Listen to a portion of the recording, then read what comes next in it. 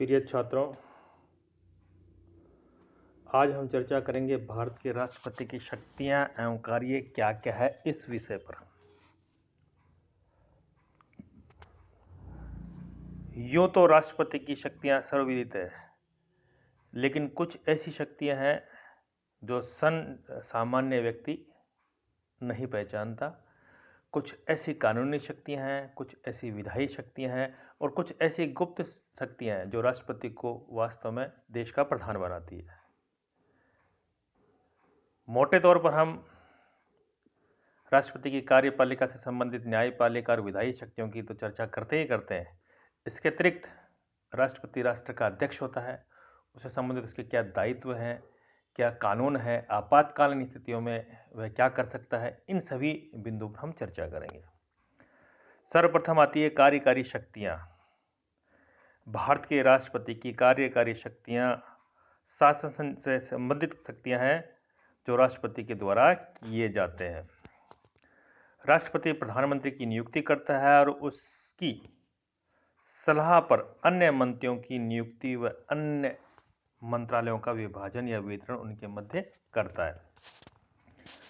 राष्ट्रपति महान्यायवादी, attorney general, महानियंत्रक, महालेखा परीक्षक, मुख्य चुनाव आयुक्त, यूपीएससी के अध्यक्ष, वित्त आयोग के अध्यक्ष, राज्यपाल आदि की नियुक्ति करता है। राष्ट्रपति महोदय एससी, एसटी, ओबीसी कमीशन के अध्यक्षों की नियुक्ति करता है। उनके क्षेत्र क्या क्या है, उनके कार्य क्या क्या है, इससे संबंधित सभी आदेश पारित करता है। इसके अतिरिक्त विभिन्न आयोग जैसे ह्यूमन राइट कमीशन है या नीति आयोग है या जो भी अन्य आयोग है, उन सभी के अध्यक्षों की नियुक्ति भी राष्ट्रपति के माध्यम से होती रहती है। केंद्र व राज्यों के मध्य सहयोग के लिए एक अंतर्राज्यीय परिषद इंटर स्टेट काउंसिल की नियुक्ति भी करता है। विधायी शक्तियां। अनुच्छेद 79 के अनुसार राष्ट्रपति भारत की संसद का अभिन्न अंग है, अतः इस रूप में उसे विधायी शक्तियां प्राप्त है। ये इंपॉर्टेंट क्वेश्चन है। अनुच्छेद 79 ये घोषित करता है, ये हमें बताता है कि राष्ट्रपति है वो भारतीय संसद में समाहित है, उसका अंग है, बाहरी नहीं है। तो हम लोग जब पार्लियामेंट की बात करते हैं या संसद की बात करते हैं तो उसमें राष्ट्रपति, राज्यसभा और लोकसभा तीनों मिलकर के जो है वो संसद का ये इसका नाम कहलाता है, संसद का निर्माण करते हैं। तो पार्लियामेंट का मतलब यहाँ राज्यसभा, लोकसभा और राष्ट्रपति तीनों होता है। राष्ट्रपति संसद के दोनों सदनों का आह्वान व सत्रावसान करता है और लोकसभा को विघटित कर सकता है। ये कर सकने में है कि यहाँ प्रधानमंत्री की या उसके मंत्रिमंडल की जो सिफारिश है उसको मान सकता है। प्रत्येक चुनाव के बाद तथा प्रत्येक वर्ष में प्रथम अधिवेशन को राष्ट्रपति संबोधित करता है, जो कि सरकार का मसौदा होता है, सरकार के द्वारा लिखित मसौदा होता है जिसका वाचन राष्ट्रपति के माध्यम से किया जाता है। संसद के दोनों सदनों की संयुक्त बैठक बुला सकता है। इसकी अध्यक्षता लोकसभा के अध्यक्ष द्वारा की जाती है। यह अनुच्छेद 108 में वर्णित किया गया है। राष्ट्रपति राज्यसभा में 12 तथा लोकसभा में 2 एंग्लो इंडियन वर्णित कर सकता है। इसके अलावा विधेयक संबंधी शक्तियां भी इसे प्राप्त है। अगर हम लोग फाइनेंशियल पावर की बात करते हैं तो धन विधेयक राष्ट्रपति के उपरांत से ही संसद में प्रस्तुत किया सकता है।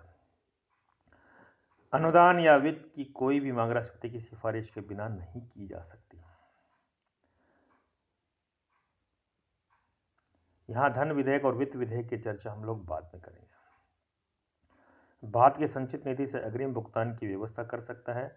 केंद्र व राज्य के मध्य एक बिंदु और है, संचित निधि। संचित निधि क्या होता है, इसके बारे में हम अगले वीडियोज में चर्चा करेंगे। केंद्र व राज्य के मध्य राजस्व वितरण के लिए प्रत्येक 5 वर्ष में वित्त आयोग का गठन कर सकता है। अगर हम लोग न्यायिक शक्तियों की बात करें, जुडिशियल पावर्स, तो राष्ट्रपति उच्चतम न्यायालय के मुख्य न्यायाधीश तथा उच्च व उच्चतम न्यायालयों के उच्च न्यायाधीशों की नियुक्ति करता है, जिनकी संख्या का निर्धारण भी अभी हाल ही दिनों में हुआ है। इससे संबंधित विषय पर जब हम चर्चा करेंगे तो उनकी कार्य शक्तियाँ और संख्या के बारे में और व्यवहार के बारे में भी हम भिन्न बिंदुओं पर चर्चा करेंगे। उच्चतम न्यायालय से किसी विधि या तथ्य पर सलाह ले सकता है, किंतु सलाह मानने को वह बाध्य नहीं होता। अनुच्छेद आर्टिकल 70 के अंतर्गत क्षमादान की शक्ति प्राप्त है राष्ट्रपति को, और वह किसी दंड को पूर्णतः क्षमा या उसकी प्रकृति बदल सकता है। यह क्षमादान केवल 3 प्रकार के दंडों में है। ऐसा नहीं है कि सभी व्यक्तियों को क्षमा कर सकता है, कुछ इसको सीमित किया गया है। कुछ ऐसे अपराध हो सकते हैं जिनको राष्ट्रपति भी क्षमा नहीं कर सकता, जैसे देशद्रोही से संबंधित कुछ मामले हो। जो 3 प्रकार के क्षमादान कर सकता है उनमें किसी दंड किसी से न्यायालय द्वारा दिया हो, यदि दंड केंद्रीय कार्यपालिका के अंतर्गत आने वाले मामलों के संदर्भ में हो, अपराधी को मृत्युदंड दिया गया। राष्ट्रपति इसका प्रयोग केवल मंत्रिमंडल की सलाह के अनुसार ही कार्य करता है। इसका कोई एक निश्चित पीरियड नहीं है। राष्ट्रपति इसके बारे में काफी लंबे समय तक विचार विमर्श कर सकता है। अगर हम लोग सैन्य शक्ति की बात करें तो राष्ट्रपति तीनों सेनाओं का प्रमुख होता है और वह युद्ध या इसकी समाप्ति की घोषणा करता है, लेकिन संसद की सलाह के अनुसार ही ऐसा वह करेगा। राष्ट्रपति के पास अगर हम इमरजेंसी की शक्तियों की बात करें तो हमारे यहाँ संविधान में 352, 356, 360 और 365 में राष्ट्रपति शासन के प्रोविजन की बात की गई है।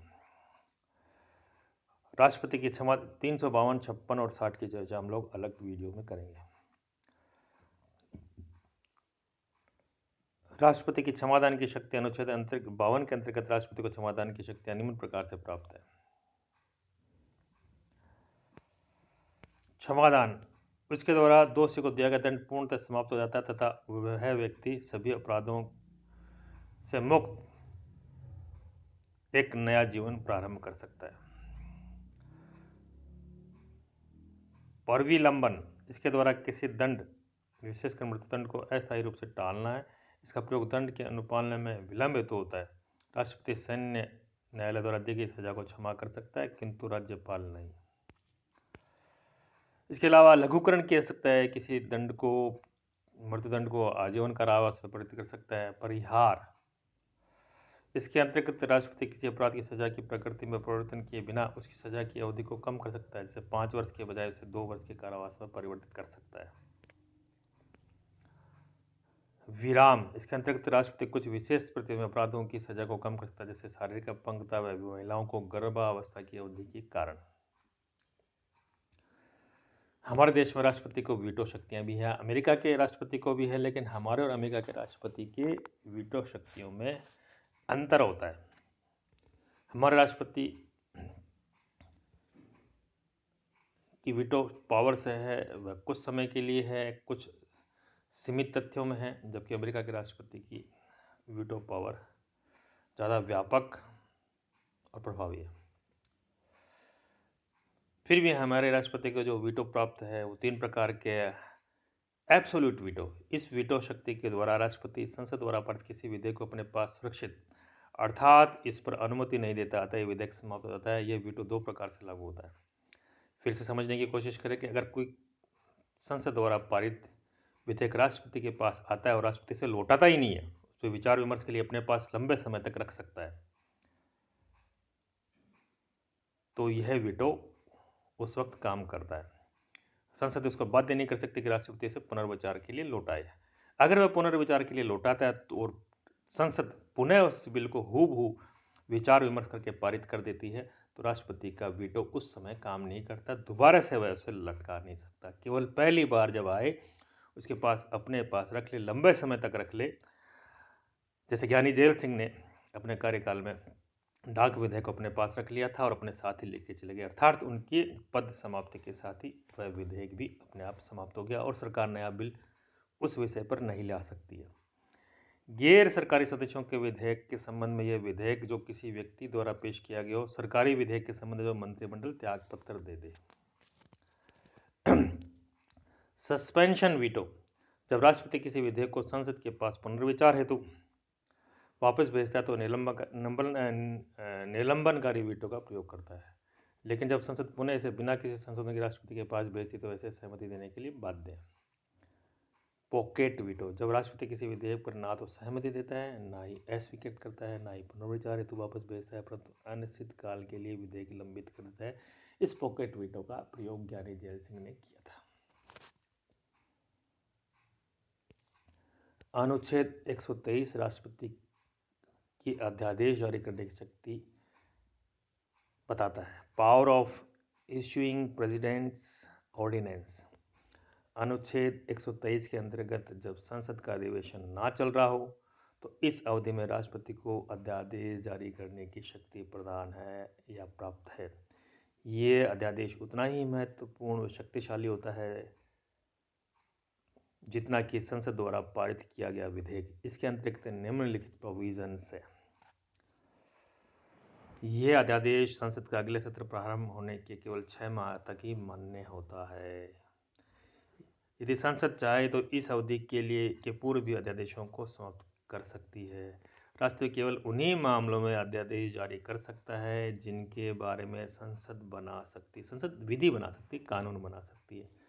तो ओवरऑल अगर हम लोग बात करें भारत के राष्ट्रपति की शक्तियाँ, दायित्व क्या है, तो ये काफ़ी व्यापक है। इसमें कार्यकारी शक्तियाँ हैं, इसमें विधायी शक्तियाँ हैं, वित्तीय शक्तियाँ हैं, न्यायिक शक्तियाँ हैं, सैन्य शक्तियाँ हैं, आपातकालीन शक्ति हैं, राष्ट्रपति को क्षमादान की शक्ति प्राप्त है, राष्ट्रपति को वीटो पावर प्राप्त है और राष्ट्रपति को ऑर्डिनेंस जारी करने का अधिकार। इसके अतिरिक्त राष्ट्रपति को अनेक अधिकार प्राप्त है। वह विधि सम्मत, चूंकि पार्लियामेंट का एक अभिन्न अंग होने के नाते देश के शासन का संचालन करने का दायित्व भी विधि के अनुसार निर्वहन कर सकता है।